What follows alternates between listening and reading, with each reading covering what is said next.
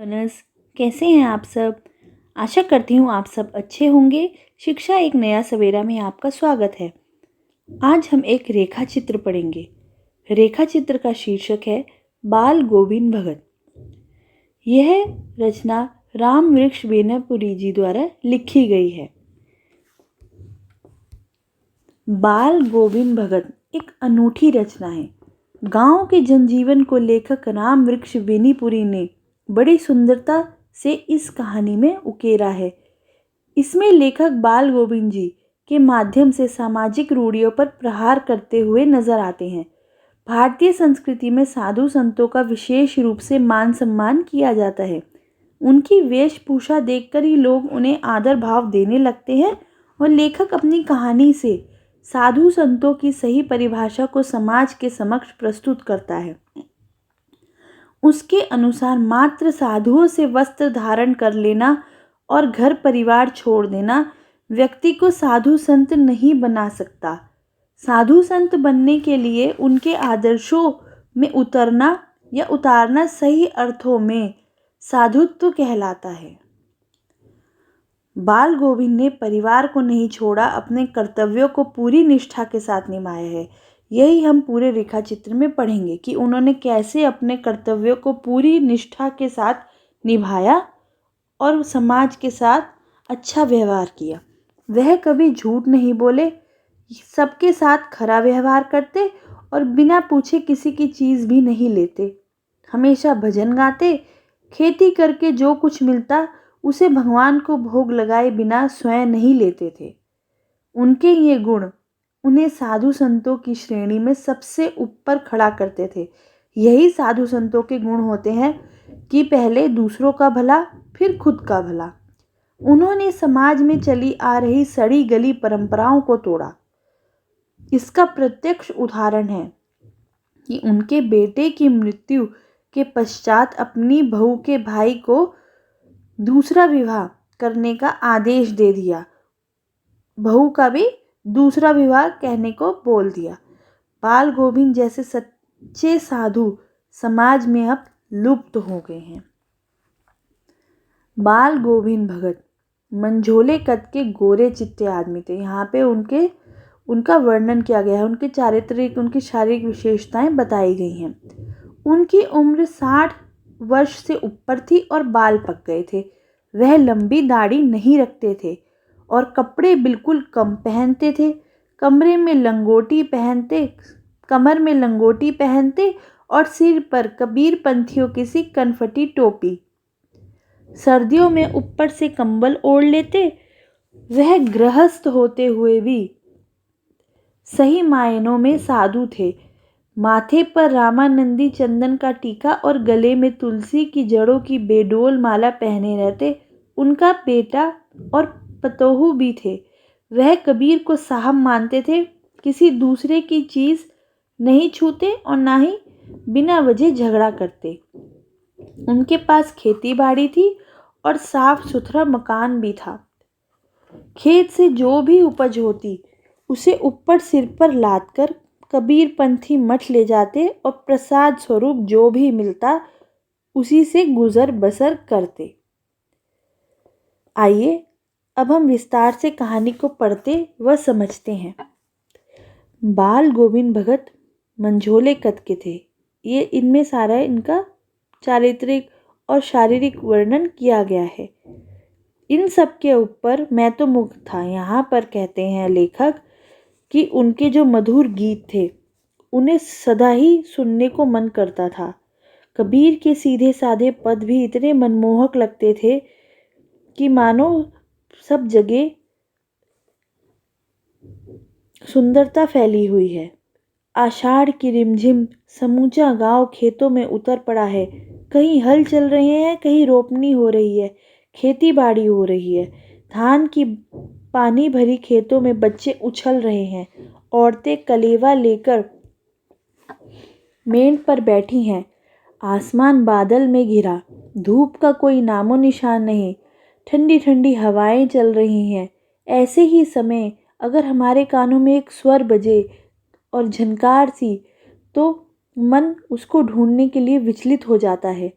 बाल गोविंद भगत समूचा शरीर अपना कीचड़ में लिथड़े थे और वह खेत में रोपनी कर रहे हैं। तो उनकी उंगलियां एक एक धान के पौधे को सीरियल वाइज खेत में बिठा रही हैं।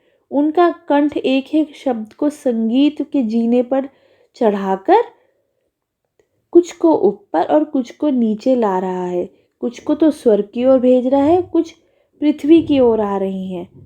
ये सारे सुंदर मधुर संगीत आपके कानों में बज रहे हैं तो आपको कैसा लगेगा? अच्छा लगेगा ना। बच्चे भी उनका गीत सुनकर झूम रहे हैं। मेन पर खड़ी औरतें वो भी अपने होठों से गुनगुना रही हैं। हलवाओं के पैर भी ताल से उठने लगते हैं। रोपनी करने वालों की उंगलियां एक अजीब क्रम में चलने लगती हैं। बाल गोविंद भगत का ये संगीत है, ये जादू। सच्ची में उनके संगीत में एक जादू होता था। जब भी वो गाते तो आसपास का सारा माहौल झूम उठता था। भादों की वह अंधेरी अधरतिया, अभी थोड़े ही देर पहले मूसलाधार वर्षा खत्म हुई। बादलों की गरज भी उनको अपने संगीत से डगमगा नहीं रही थी। वो अपना संगीत उसी स्वर में, उसी धुन में गाए जा रहे थे। गोदी में पियवा चमक उठे सखियां चिहुक उठे ना। हाँ, पिया तो गोद में ही है, किंतु वह समझती है वह अकेली है। चमक उठती है, चिहुक उठती है।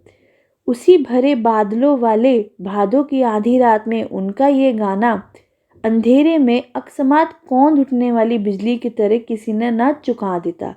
मतलब वो सब इतने मंत्र मुग्ध हो गए थे उनका गाना सुनते सुनते, बिजली की भी, चौंधियाने की भी उनको कोई परवाह नहीं थी। अरे अब सारा संसार निस्तब्धता में सोया है। मतलब सब सो रहे हैं, उनका गाना सुनते सुनते सब सो रहे हैं। बिजली की भी चौंध उन्हें चका नहीं रही है। बाल गोविंद भगत का संगीत जाग रहा है, जगा रहा है। तेरी गठरी में लागा चोर मुसाफिर जाग जरा।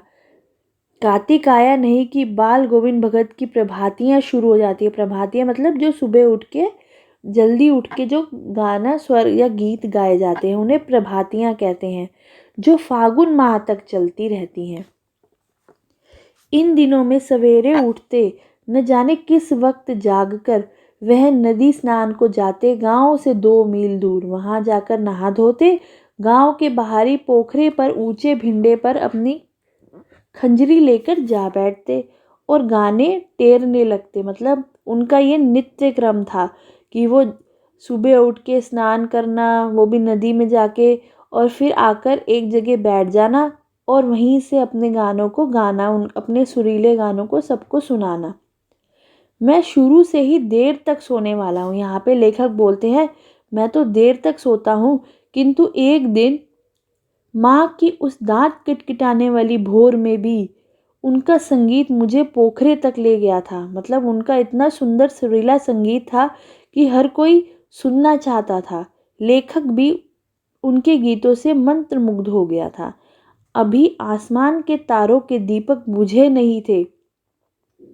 हाँ, पूरब में लोई लग गई थी। मतलब सूरज अभी उगी रहा था, जिसकी लालिमा को शुक्र तारा और बढ़ा रहा था। खेत, बगीचा, घर सब पर कुहासा सा, मतलब कोहरा सा था। सारा वातावरण अजीब रहस्य में आवृत मालूम पड़ रहा था। उस रहस्यमय वातावरण में एक कुश उनके मुंह से शब्दों का तांता लगा था। बाल गोविंद भगत अपनी खंजरी लिए बैठे थे, गाना गा रहे थे। उत्तेजित होते कि मालूम होता अब खड़े हो जाएंगे। कमली तो बार बार सिर के नीचे से सरक जाती। मैं जाड़े में कपकपा रहा था, किंतु तारे की छाँव में भी उनके मस्तक के श्रम बिंदु जब तब चमक ही पड़ते। गर्मियों में उनकी संध्या कितनी उमस भरी शाम को न शीतल करती। अपने घर के आंगन में आसन जमा बैठते। गांव के कुछ उनके प्रेमी भी आ जाते। खंजड़ियों और करतालों की भरमार हो जाती। एक पद बाल गोविंद भगत कह जाते कि उनकी प्रेम मंडली उसे दुहारती। ताल स्वर के उतार चढ़ाव के साथ श्रोताओं के मन भी ऊपर उठने लगते। धीरे धीरे तन मन पर हावी हो जाता। सब नाच रहे हैं, सब गा रहे हैं, सब नृत्य कर रहे हैं। सारा आंगन नृत्य और संगीत से ओत-प्रोत है। बाल गोविंद की संगीत साधना का चरम उत्कर्ष उस दिन देखने को मिला जिस दिन उनका बेटा मरा। यह बड़ी एक दुखद घटना घटी। इकलौता बेटा था वह, कुछ सुस्त और बोदा सा था, किंतु इसी कारण बाल गोविंद भगत उसे और भी मानते। उनकी समझ में ऐसे आदमियों पर ही ज़्यादा नज़र रखनी चाहिए या प्यार करना चाहिए, क्योंकि यह निगरानी और मोहब्बत के ज़्यादा हकदार होते हैं। बड़ी साहस से उसकी शादी कराई थी। पतोहू बड़ी ही सुभग और सुशील मिली थी। घर की पूरी प्रबंधिका बनकर भगत को बहुत कुछ दुनियादारी से निवृत्त कर दिया था उसने। उनका बेटा बीमार है, इसकी खबर रखने की लोगों को कहाँ फुर्सत, किंतु मौत तो अपनी और सबका ध्यान खींच कर ही रखती है। हमने सुना बाल गोविंद भगत का एक बेटा मर गया। कुतूहलवश उनके घर गया, देखकर दंग रह गया। बेटे को आंगन में रख चटाई पर लिटाकर एक सफ़ेद कपड़े से ढांक रखा है। वह कुछ फूल तो हमेशा ही रोपते रहते, उन फूलों से कुछ तोड़कर उस पर बिखरा दिए। फूल और तुलसी दल भी। सिरहने पर एक चिराग जला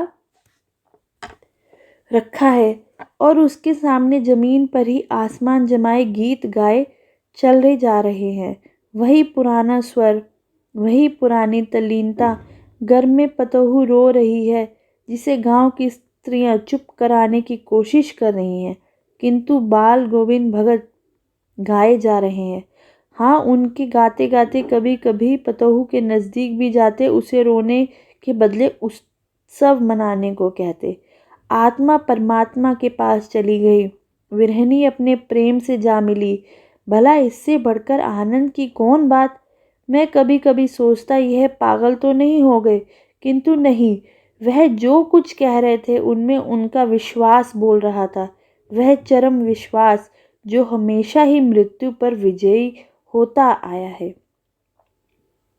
बेटे के क्रियाक्रम में तूल नहीं किया, तूल मतलब जल्दी नहीं की।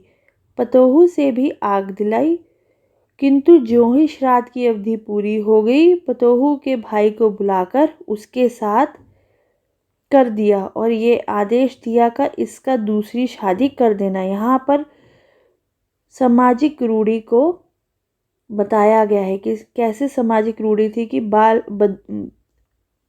विधवा विवाह मनाही थी। इधर पतोहू रो रो कर कहती, मैं चली जाऊंगी तो बुढ़ापे में कौन आपके लिए भोजन बनाएगा, बीमार पड़े तो कौन एक चुल्लू भर पानी भी नहीं देगा। मैं पैर पड़ती हूँ, मुझे अपने चरण से अलग नहीं करो। मैं आपकी सेवा करूँगी, आपके ही चरणों में पड़ी रहूँगी। लेकिन भगत का निर्णय अटल था। तू जा, नहीं तो मैं भी इस घर को छोड़कर चल दूंगा। यह थी उनकी आखिरी दलील, और इस दलील के आगे बेचारे की क्या चलती। बाल गोविंद भगत की मौत उन्हीं के अनुरूप हुई। वह हर वर्ष गंगा स्नान करने जाते। स्नान पर उतनी आस्था नहीं रखते जितना संत समागम और लोक दर्शन पर। पैदल ही जाते। करीब 30 कोस पर गंगा थी। साधु को संबल देने का क्या हक, और गृहस्थ किसी और से भिक्षा क्यों मांगे। अतः घर से खाकर चलते तो फिर घर पर ही लौट कर खाते। रास्ते भर खंजरी बजाते गाते, जहाँ प्यास लगती पानी भी लेते। 4-5 दिन आने जाने में लगते, किंतु इतने लंबे उपवास में भी वही मस्ती, वही जोश। अब बुढ़ापा आ गया था, किंतु टेक वही जवानी वाली। इस बार लौटे तो तबीयत कुछ सुस्त थी। खाने पीने के बाद भी तबीयत नहीं सुधरी। थोड़ा बुखार आने लगा, किंतु नेम व्रत तो छोड़ने वाले नहीं थे। वही दोनों जून गीत, स्नान, ध्यान, खेती बाड़ी देखना दिन दिन खींचने लगे। लोगों ने नहाने धोने से मना किया। आराम करने को कहा किंतु हंसकर टाल देते। उस दिन भी संध्या में गीत गाए किंतु मालूम होता जैसे तागा टूट गया हो। माला का एक एक दाना बिखरा हुआ। भोर में लोगों ने गीत नहीं सुना, जाकर तो देखा बाल गोविंद भगत नहीं रहे, सिर्फ उनका पंजर पड़ा है। Thank you. अगर आपको ये वीडियो अच्छी लगी तो आप लाइक एंड सब्सक्राइब ज़रूर करें।